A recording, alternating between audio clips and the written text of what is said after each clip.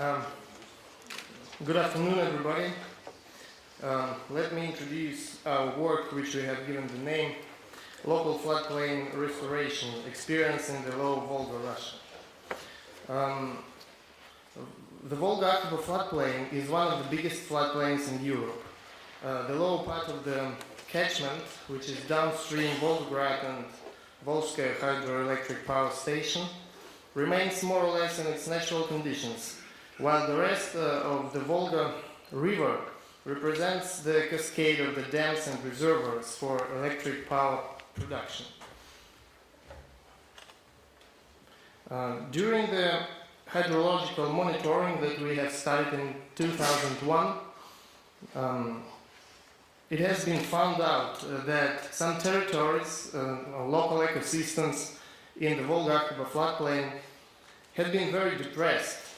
The reason for such a situation, there are several reasons for such a situation, and first is the construction of the of the Volskaya hydroelectric power plant station, which was constructed in 1958, and it regulated the discharge of the water in the way that in summers the amount of water became less, and in opposite, in winters it became larger. Second, local population during decades used to use the territory of the floodplain for agriculture, and they were constructing dams and dikes to protect some territories and used water from the Volga River for watering to grow what they wanted to grow. Okay. And one of such places was Lake Zolotarev, and it was surrounded with dikes to prevent flooding which comes to neighboring territories, which were used for gardening. So the main aim of our project was to reinstall the natural flooding regime at the Lake Zolotarev. And in 2006, the UNDP project, which name was Conservation of Wetland Biodiversity in the Low Volga region, started. The group of scientists with the specialists of the project discussed some places for restoration in the floodplain, and the Lake Zolotarev was chosen. This lake was completely dried out because, as I already told, it was surrounded with dikes, and all the paths for the water was closed. But, well, not all, but natural paths of the water was closed. And the main aim was to reinstall the hydrodynamics there. To reach the aim, it was decided to remove some parts of earthen dikes and to construct an installation, a dam for water level regulation. To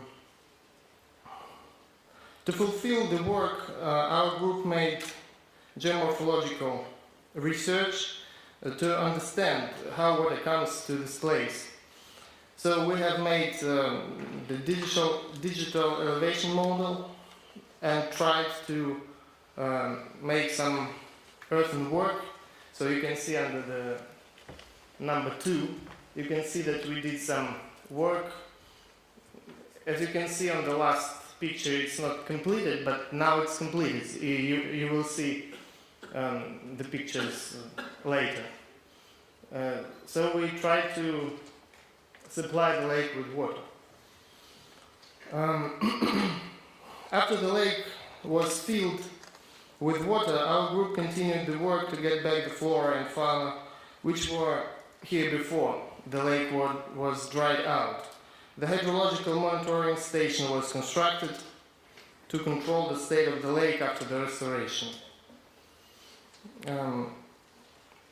So one of the main, as we think, outputs is the digital elevation model, As you can see, it was made with ArcGIS software, and with this model we had opportunity to see how the water comes to this lake and what indeed doesn't let water come. You can see the picture with points. These points represent the places where we measured levels of ground, but as it appeared later, it was not enough. We should make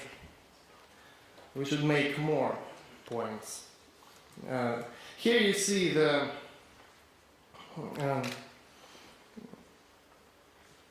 dam that was constructed. And the purpose of this dam was to let water in and to keep it during summer.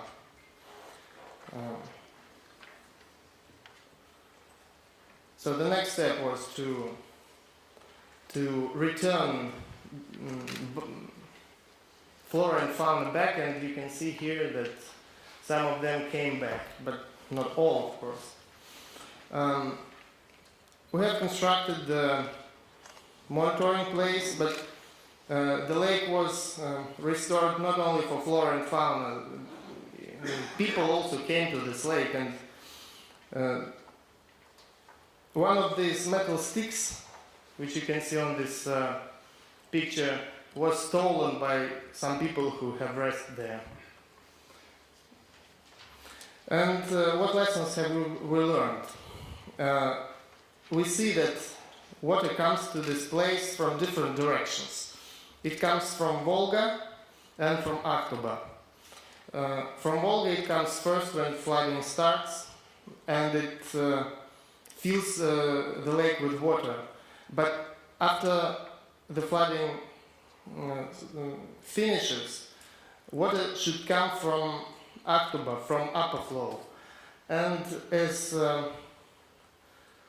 as our model showed, everything from upflow was closed for the water, and that was the biggest problem to restore the lake. Here you can see that all the packs for water from upflow are closed. The main results that we received are to restore aquatic system successfully. First, you have to study the previous experience of colleagues around the world. Second, intensively study the territory, upflow, the place you want to restore. And third, after the initial works on the restoration, organize monitoring and provide resources for correction. And now the lake is not completely restored. Yes, we let water come in and we save water there, but it is danger that in some years the lake can become a swamp, because water still doesn't come from upflow and it doesn't remove sediments from the lake.